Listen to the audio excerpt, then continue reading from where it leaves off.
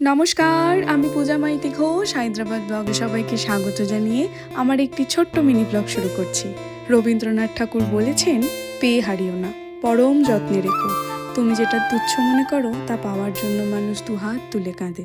জানেন, জীবনটাকে না রোজ খুব ভাবে নিজের মতো করে ভালোবাসুন আর উপভোগ করুন।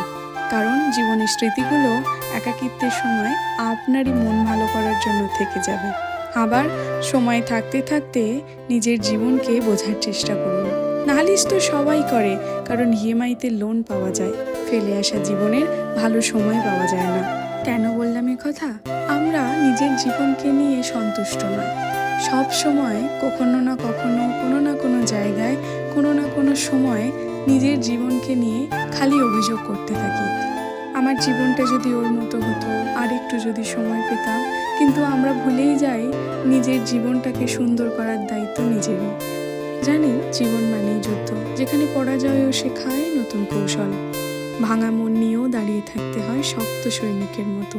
স্বপ্ন ভাঙিয়ে আশা থামে, তবু লড়াই চলতেই থাকে।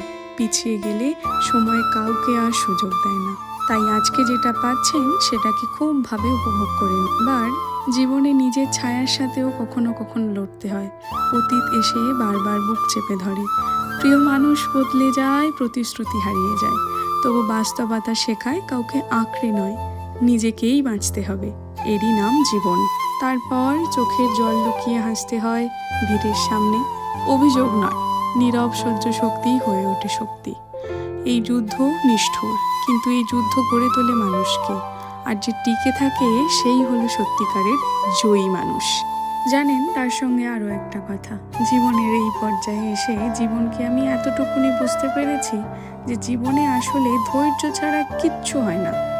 কেউ ছেড়ে গেলে লাগে ধৈর্য, কেউ রাগ করলে লাগে ধৈর্য, কেউ কুৎসা রটালে লাগে ধৈর্য, কেউ চরিত্রের ওপর আঙুল তুললে লাগে ধৈর্য, কিছু চাইলে লাগে ধৈর্য, কিছু না পেলেও লাগে ধৈর্য। মূলত ধৈর্য ধরাটা জরুরি। ধৈর্য ধরা ছাড়া আমাদের আর কোনো উপায় নেই।